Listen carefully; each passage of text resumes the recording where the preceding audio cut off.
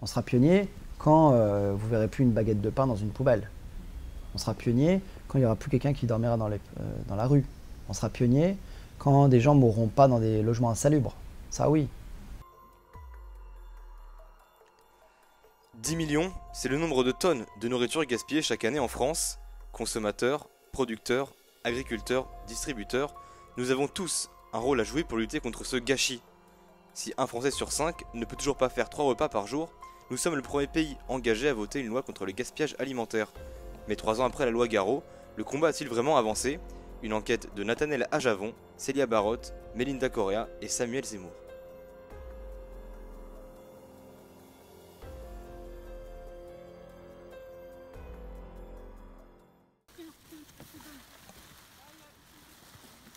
Fouiller dans les poubelles des supermarchés pour s'alimenter, c'est ce que font de plus en plus de Français. Un moyen particulier de faire ses courses. Pourtant, les produits en rayon, comme à la poubelle, ne sont pas si différents. Des pommes. Moi j'ai tout. Une quiche. Du Du lait. couscous. Ah oui, c'est pas mal ça. Des pâtes au saumon. Il y a des...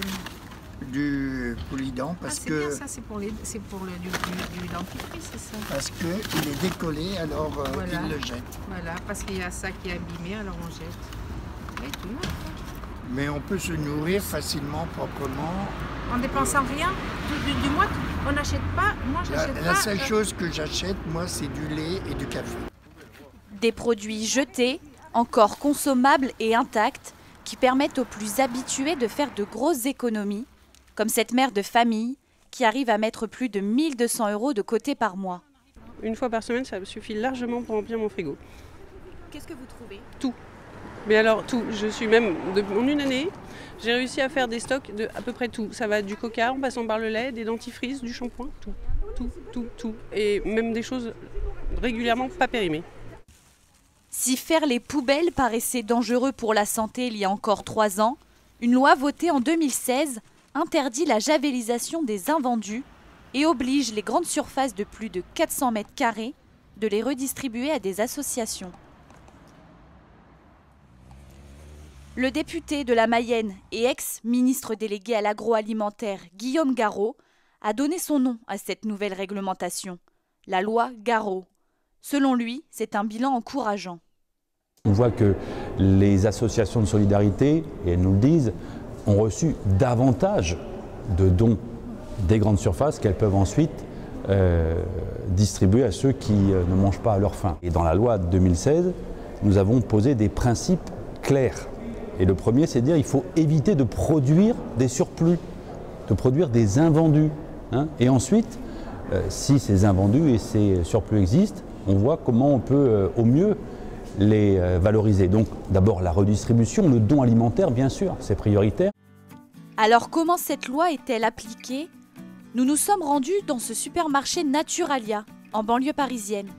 Ici, on ne cache pas son engagement contre le gaspillage alimentaire. Comme chaque matin, avant l'ouverture, Michael trie les fruits et légumes qu'il ne vendra pas aujourd'hui. Aucun client ne va acheter ça. Enfin, elles sont noires, etc. Enfin, ça donne vraiment pas envie.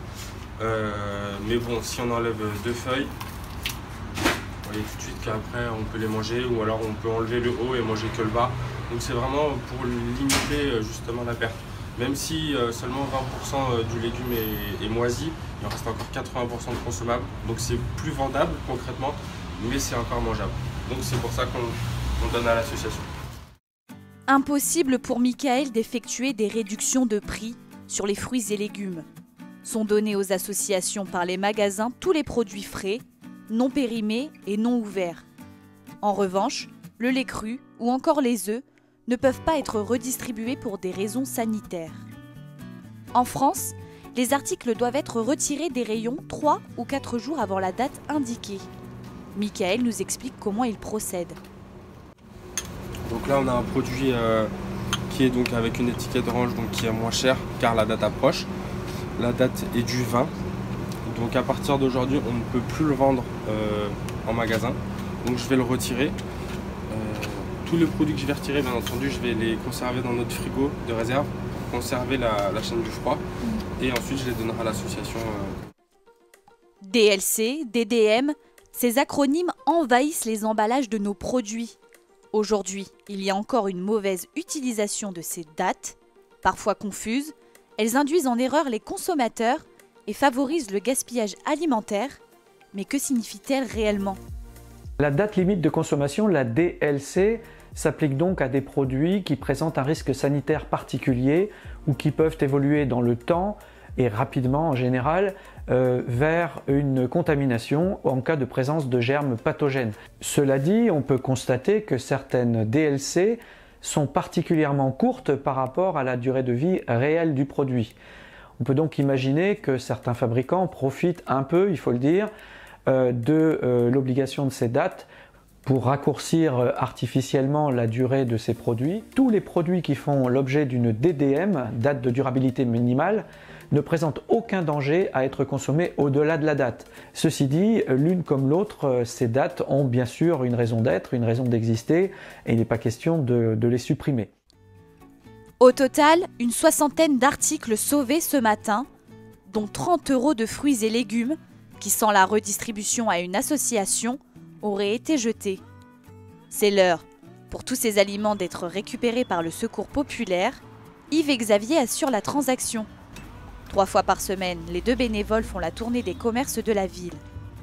Aucune contrainte logistique pour le supermarché, puisqu'en 10 minutes, tout est chargé. Là, c'est plutôt une bonne collecte. À l'arrivée du camion au comité de l'association, une vraie chaîne humaine se met en place pour décharger. En plus des ramasses, d'autres denrées alimentaires du Secours populaire sont financées par l'Union européenne. Même si les employés de supermarchés ont fait une première vérification, l'association se garde le droit de faire un second tri pour assurer des dons de qualité à ses bénéficiaires. Nous pourrions croire que le gaspillage alimentaire s'arrête aux portes des magasins. Pourtant, la perte de denrées persiste. Il faut savoir que les ramasses, ce n'est pas des produits qui vont se périmer dans une semaine. C'est des produits qui vont se périmer à 2-3 jours. Et encore, parfois, c'est juste limite. Dans l'ensemble, on ne peut pas se plaindre, sinon on ne ferait pas d'autres ramasses. On aurait déjà arrêté les ramasses. Par contre, c'est surtout les fruits et légumes, parfois. Là, aujourd'hui, il n'y a pas eu trop de dégâts, de déchets. Mais il y a des jours où il y a des cartons entiers qu'on jette.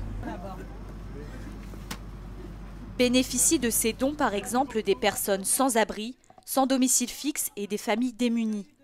Mais cette bonne action et obligation n'est pas respectée par toutes les enseignes.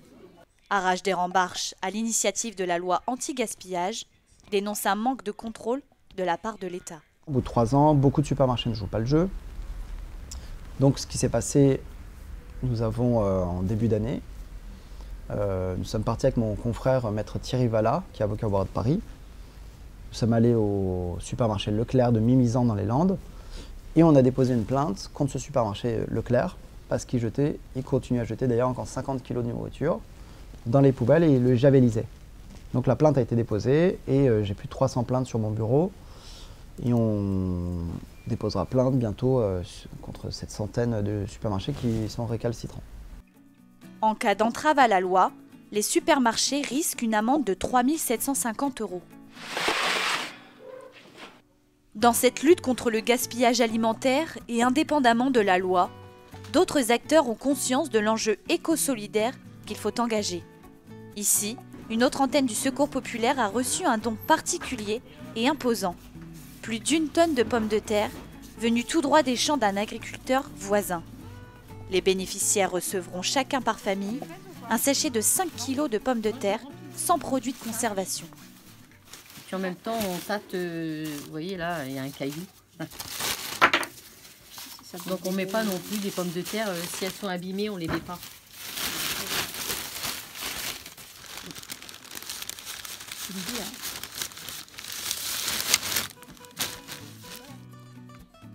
Cet agriculteur voisin, c'est Arnaud Delacour.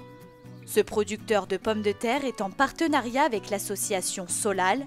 Elle facilite le lien entre les donateurs agricoles et les associations d'aides alimentaires. Un moyen de lutter contre les pertes involontaires dues aux conditions météorologiques ou le calibrage imposé aux producteurs. Le gaspillage aujourd'hui, il est pas chez nous, il est dans les pays en voie de développement où ils ont malheureusement pas les bonnes infrastructures de stockage ou de traitement ou de transport. Nous aujourd'hui, on n'a pas de problème. Ces pommes de terre là sont des pommes de terre que j'ai stockées sans produits du tout de conservation, qui sont dans des frigos.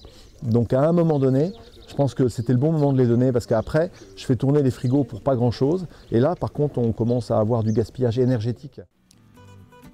Depuis la création de Solal en 2013, plus de 300 gisements de dons ont été recensés de la part d'agriculteurs français. Grâce à ce service gratuit, 28 millions de repas ont été redistribués à plus de 5 millions de personnes démunies.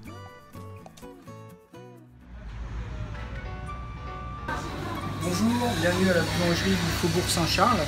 Ici, on va vous montrer comment nous luttons contre le gaspillage alimentaire. Suivez-moi.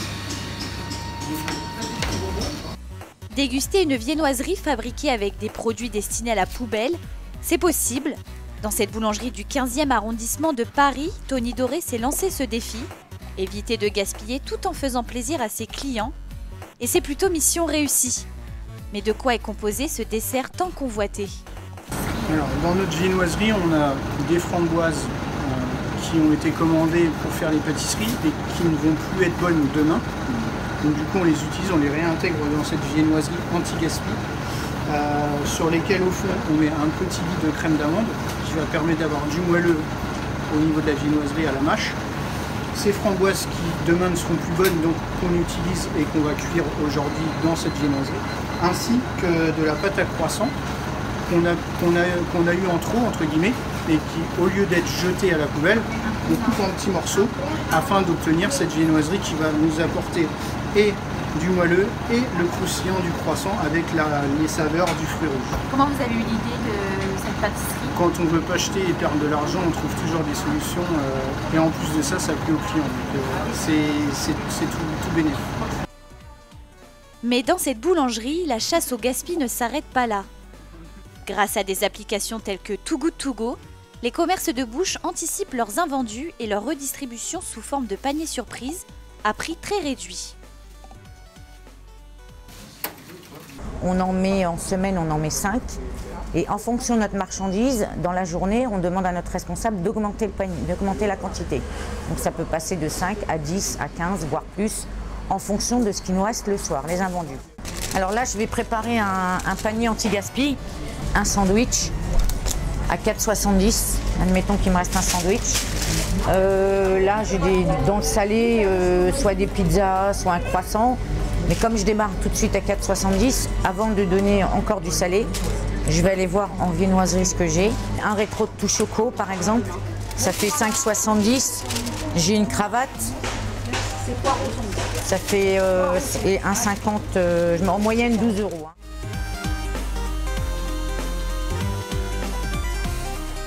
Et je vais mettre du pain. À chaque fermeture de la boulangerie, c'est donc des paniers d'une valeur de 12 € qui sont vendus 3 fois moins cher. Des réductions sur les prix, mais aussi sur les déchets. Donc effectivement, le yaourt, on peut le fabriquer avec du lait de vache, du lait de chèvre ou du lait de brebis. D'ici 2025, l'objectif du gouvernement est de réduire le gaspillage alimentaire de moitié. La sensibilisation auprès des plus jeunes est au cœur de la loi Garot. À la cantine de l'école Jules Verne à Chelles, pour la première fois, le concept La récré des papilles, en partenariat avec le service Elior, est testé et approuvé. Fini la cantine traditionnelle, aujourd'hui l'autonomie prime. Les enfants ont le choix, découvrent de nouvelles saveurs et apprennent les enjeux du gaspillage alimentaire. Il faut qu'ils goûtent les aliments pour savoir ce qu'ils apprécient et ce qu'ils n'apprécient pas, dans un premier temps. Donc on leur demande de goûter, vraiment de goûter et ne pas prendre un produit entier s'ils peuvent ne pas le prendre en entier. Pour d'abord goûter, pour éviter de gaspiller ce produit-là et que quelqu'un d'autre puisse le manger si vraiment c'est un produit qu'il apprécie, comme l'ananas par exemple aujourd'hui. Et c'est seulement une fois leur entrée terminée que les enfants peuvent aller chercher leur plat principal. Fini les yeux plus gros que le ventre. Entre une grande ou petite faim, les enfants ont le choix de la taille de leur assiette et se servent en fonction de leur appétit. L'objectif, des assiettes vides et des enfants épanouis à l'heure du déjeuner. Je mange un peu de tout, mais ce que je n'aime pas, c'est les épinards et l'omelette nature. Et si on te propose des épinards et une omelette, tu prends une petite assiette? Voilà. À chaque service, une cantine scolaire jette en moyenne 44 kg de nourriture. C'est près de 7 tonnes de déchets annuels. Poissons, viande et accompagnement correspondent à près des 2/3 des produits gaspillés en restauration collective, devant le pain, les entrées ou les desserts. Alors pour prendre les bonnes habitudes dès le plus jeune âge, les élèves de cette école utilisent une table de tri. Ainsi, ils prennent conscience de leur gaspillage en fin de repas. Les enfants trient chez eux aussi maintenant. Voilà, donc, et en ça, c'est une satisfaction parce qu'on a pu leur apprendre, on leur donnait les bons réflexes à la cantine. Pour encourager les enfants dans cette démarche, des challenges sont organisés régulièrement pour qu'il n'y ait plus rien à jeter. D'autres écoles sont séduites par ce concept éco-responsable. Bien qu'il y ait encore des pertes dans le processus de lutte contre le gaspillage alimentaire, avec 132 kg de nourriture jetée à la poubelle par an et par personne, la France ne fait pas partie des pays les plus gaspilleurs et se trouve même en dessous de la moyenne européenne. Des pays comme la Finlande et le Pérou commencent à prendre exemple sur notre pays.